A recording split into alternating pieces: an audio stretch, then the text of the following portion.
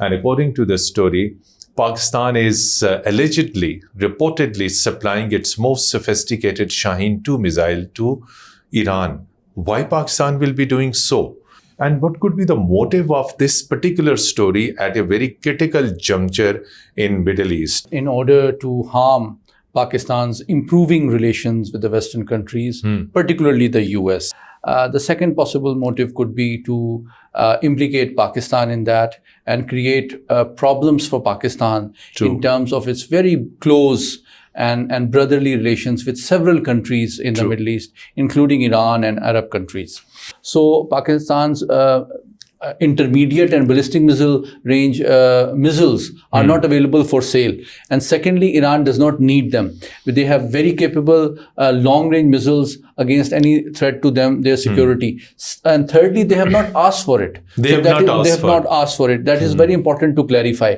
The motive, that's why I highlighted behind this Indian narrative, is to bring into question Pakistan's impeccable, responsible strategic behavior and try to blame Pakistan and build a false narrative of missile proliferation. As far as short, medium and long-term missiles are concerned, is Iran developing these missiles at its own? Or is it getting some cooperation from friends? Before the revolution, Iran was the most blue-eyed ally of the US. It received the most advanced weapon systems, which even Israel cannot think of at that time. Not many people know that in the 70s, in the time of Shah, over 24 nuclear reactors were being considered for supply under the peaceful program from the US for peaceful purpose to Iran, which were obviously stopped. Iran faced a major challenge in terms of having a different policy and ideology. In terms of the ballistic missile program, such as the Sajal series, Sajal 1 and Sajal 2 are capable of striking any target up to a range of 2,000 kilometers. Credible reports by leading American think tanks like USIP as well, which recognize Iran's capability of developing even hypersonic weapon systems. In the recent encounter between Israel and Iran, if you recall, the Iranian attack was not considered very successful on Israel, despite its massive size. But there were some skeptics who believe that the reason was that Iran was careful not to showcase, demonstrate and use its most advanced missiles. It's cost effective, it is cheap, it is affordable, and it is difficult that if there is a mass attack of a few hundred or a few thousand drones, it will saturate and exhaust the Iron Dome and other very advanced weapon systems. So it's like if there is a $20,000 drone coming and you are using a $5 or $10 million missile to defeat it. Even if you destroy it, it is going to put immense pressure on the stockpile and budget of your defense services.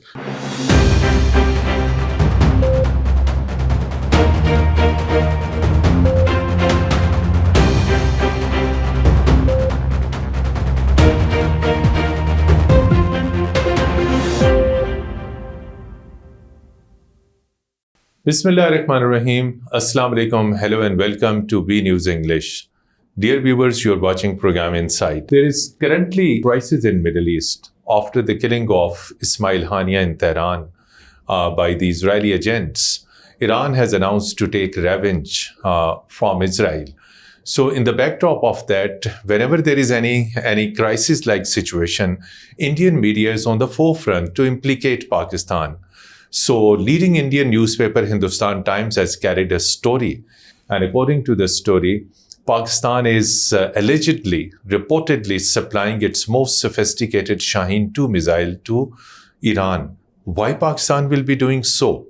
So on the other hand, we have to see that Iran itself is a missile country. It has produced short, medium and long-range missiles.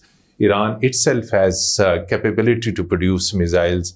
If Iran has that capability, then why Indian media will be alleging that Pakistan is providing missiles to Iran? What is Pakistan's own policy regarding selling of missile? Can Pakistan sell missile or missile technology to any other program? And what could be the motive of this particular story at a very critical juncture in Middle East? Middle East, dear viewers, is at the brink of the war. To discuss these all, Pakistan's missile policy, regional security dynamics, Iran's missile capability, and all related issue, we have fortunately in our studios defense and security analyst, Dr. Syed Muhammad Ali Saab. Dr. Syed Muhammad Ali Saab is also considered an authority on nuclear and missile program. Dr. Syed Muhammad Ali Saab, very warm welcome to Program Insight. So as I said in the beginning, a leading Indian newspaper has carried a story.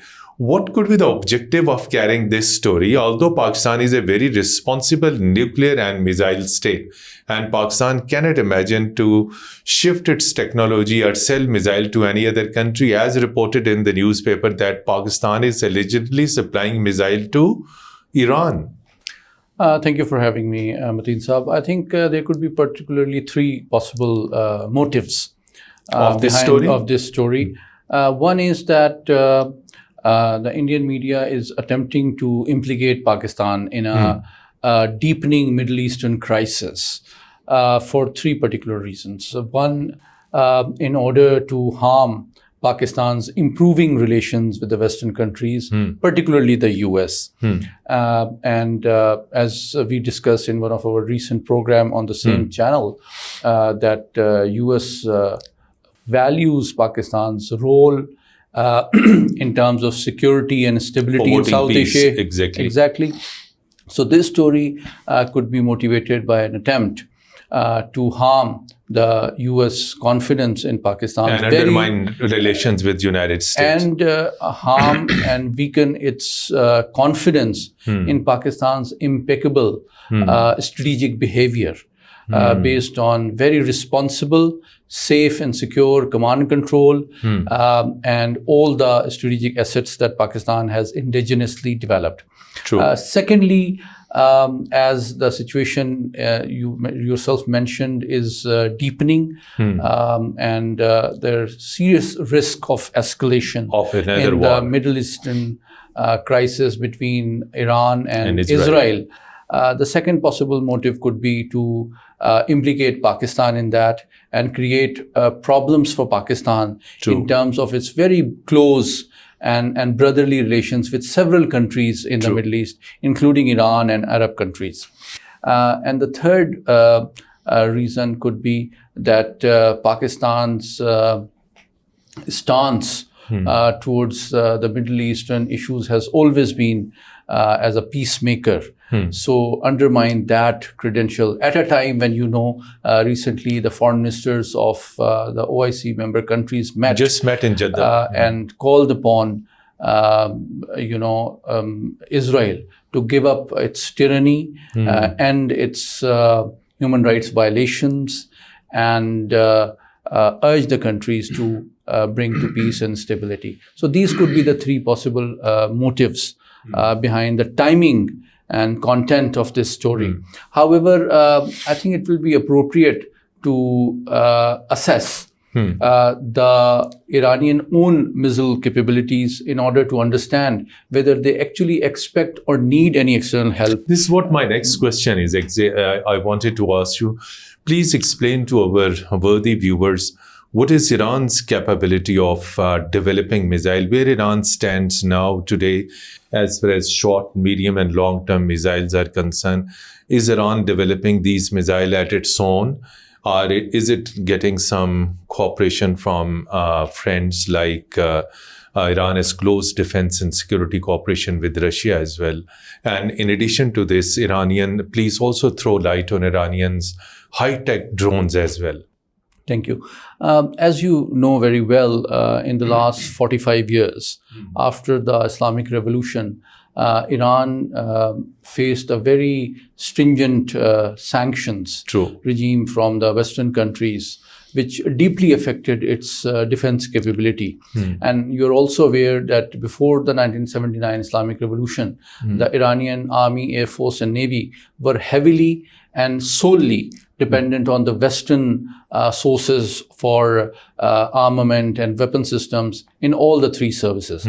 So that posed a significant challenge for the new government after the Islamic Revolution. Islamic government. Because it had a different ideology. It had a different policy. So this cooperation was closed then? Yes, it was closed and there were sanctions. In fact, some of the weapon systems which were already approved under the Carter administration that were not supplied. And before the revolution, Iran was the most blue-eyed ally of the US. It received the most advanced weapon systems which even Israel cannot think of at that time, such as the F-14 Tomcat fighters. A whole series of Kid-class destroyers was developed in the US for providing to Iran, which were also stopped. Not many people know that in the 70s, in the time of Shah, over 24 nuclear reactors were being considered for supply under the peaceful program from the US for peaceful purpose to Iran, which were obviously stopped.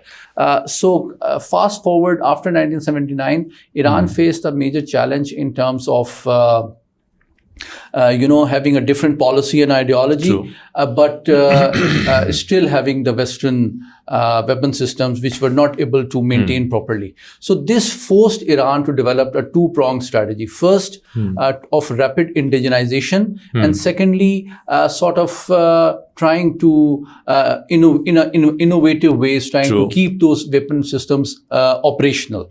And in that way, after 45 years, to the world's surprise, Iran has made rapid strides in terms of significant progress in developing its missile technology, in space program, in its aerospace program, and also particularly the drone program. So if I can briefly explain the three aspects. In terms of the ballistic missile program, earlier they relied on very crude initial derivative and adapted models of Scud missiles, which were fired by Iraq during the Iran-Iraq war. They were reverse engineered, studied, analyzed. So the earlier models of Iranian missiles were primarily short range, not very accurate, and they required a lot of maintenance and preparation time because they were liquid fueled. So the second generation of Iranian missiles were Shahab series, which were liquid fueled, but they were able to improve its payload carrying capability and range.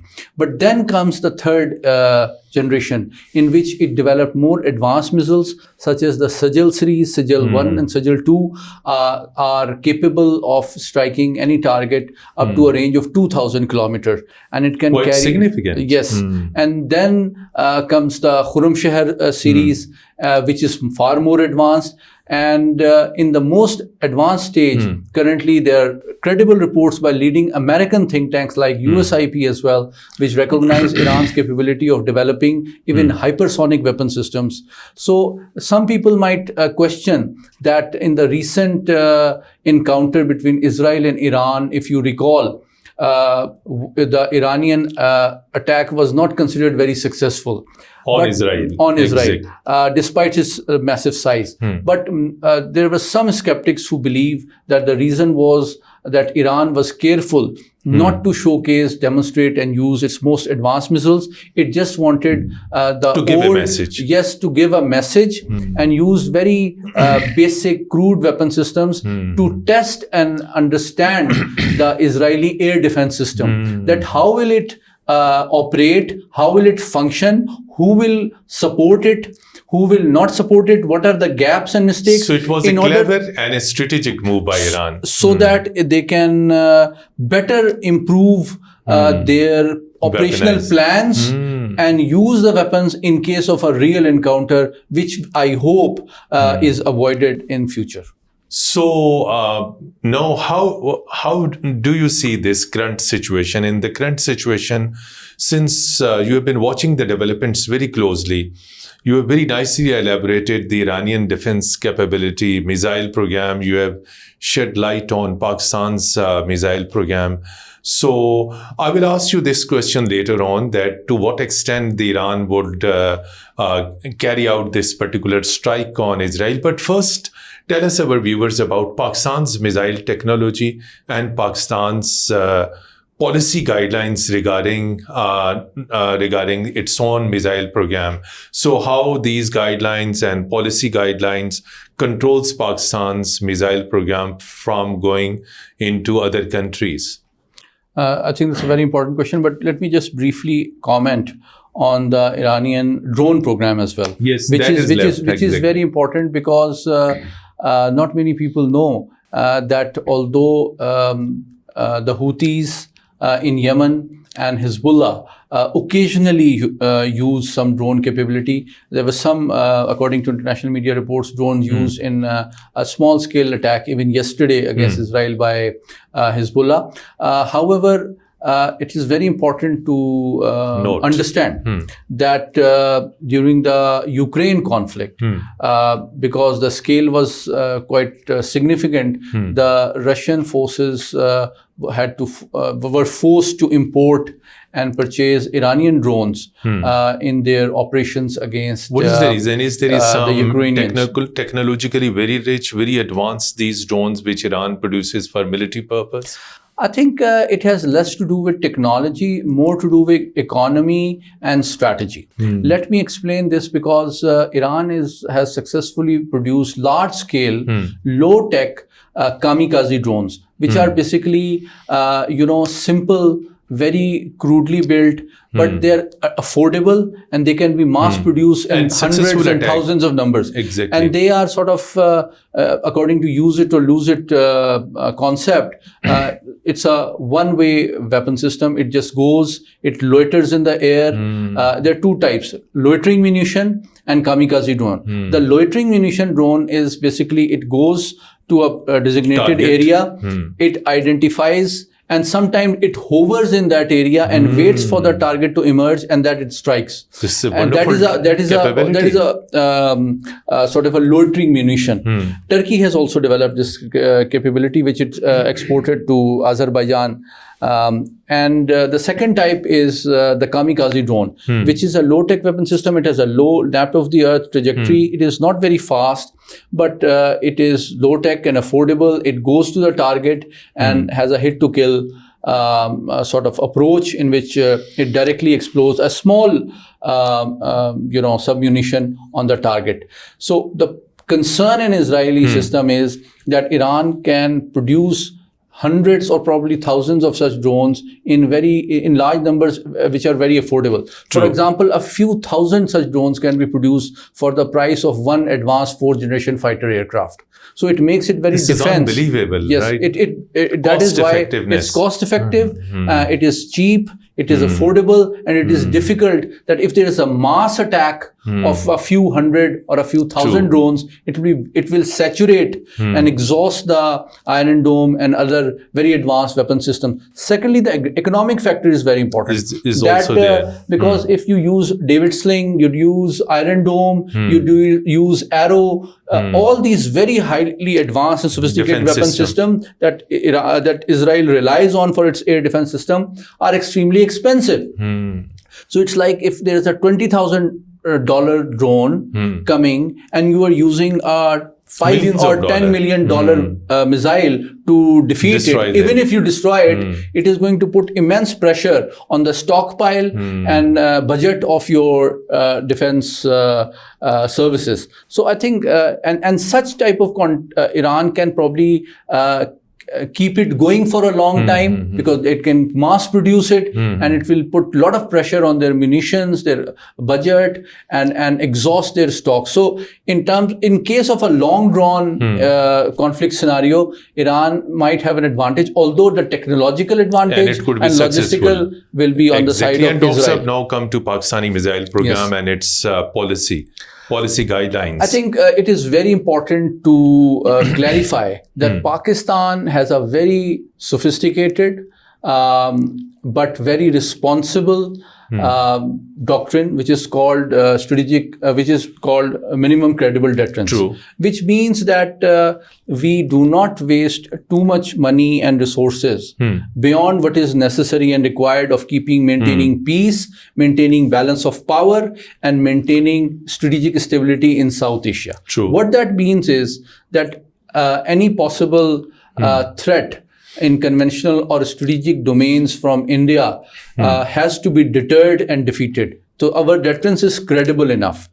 So therefore the missile capability. No fear and worries. Absolutely. So the missile capabilities that Pakistan has developed in the last around 34 years has shown immense strides, competence, advancement, capability, but responsibility. True. The motive, that's why I highlighted behind this Indian narrative, is to bring into question Pakistan's impeccable, responsible strategic behavior. True. And try to blame Pakistan and build a false narrative of missile proliferation. Because so Pakistan, that West may be united with exactly. Pakistan. Whereas in case of India, it is very important to point out that before joining the Missile Technology Control Regime, MTCR, India developed a few missile systems with Russian assistance, particularly the BrahMos system. And initially, it claimed that its range is 290 kilometers.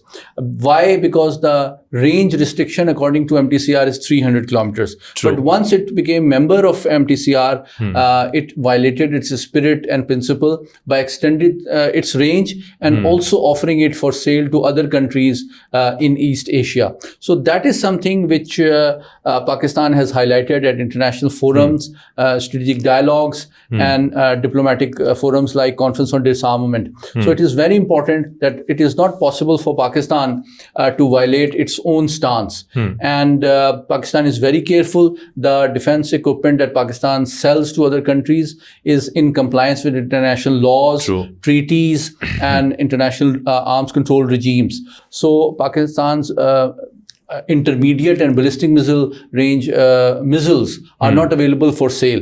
And secondly, Iran does not need them. They have very capable long-range missiles against any threat to them, their security. And thirdly, they have not asked for it. They have not asked for it. That is very important to clarify. So it is very important that Pakistan's position that its missile program is its own indigenous resources for its own doctrine and purpose of maintaining peace, security, and stability in the region. It is not available to anybody else. And Pakistan strongly adheres to the principles of non-proliferation. And finally, tell us, since this Middle East is facing crisis, Iran could attack Israel any moment. Behind the scene, what are the diplomatic efforts to prevent both Israel and Iran from reaching to point of no return, where there will be no concept of peace then? At international level, precisely, what are the efforts which are underway to de-escalate the situation? I think the diplomatic efforts currently afoot in trying to manage the deepening Middle Eastern crisis are can be understood at two levels. First, bilateral level, and the second, multilateral level. At the bilateral level, I think the Iranian leadership has exchanged phone calls with a number of world leaders. You would recall that even Pakistan's Deputy Foreign Minister spoke to Iranian Foreign Minister, and a number of countries have engaged with Iran and trying to, including Russia, including China, trying to urge restraint, despite being sympathetic to their diplomatic stance. At the multilateral level, you've heard that OIC gave a very strong message that the responsibility of destabilizing this region, the onus is with Israel. However, I think restraint is a more prudent approach. And I think all the well-wishers and friends of our different countries in the Middle East are advising Iran to exercise caution and restraint. And even if it considers some retaliatory action, it should be carried out in a manner not to engulf the region in another large-scale conflict and bring destabilization and start a process which Iran itself might not be able to control or manage. So it is very important that wisdom, prudence, and diplomacy is critical in ensuring that this very volatile region does not face another regional conflict which will have harmful implications for the entire world. Thank you so much indeed, Dr. Syed Muhammad Ali Saab. And dear viewers, the conclusion is that Pakistan is a responsible nuclear and missile state, and Indian propaganda against Pakistan's missile technology or missile program is absolutely baseless. It is concocted stories. Pakistan at no cost can transfer this technology or sell missiles, particularly to Iran. As Dr. Syed Muhammad Ali Saab said, that Iran itself has the capability to develop missiles, short-range, medium, and long-range missile. Pakistan is a responsible state and would continue. Pakistan's missile program is meant for its own security, to defend country in case of any aggression or in case of any adventurism by India. Pakistan's missile and nuclear program is the minimum deterrence for Pakistan's security and sovereignty. Once again, thank you so much, Dr. Syed Muhammad Ali Saab. Dear viewers, till our next program, goodbye and Allah Hafiz from studios.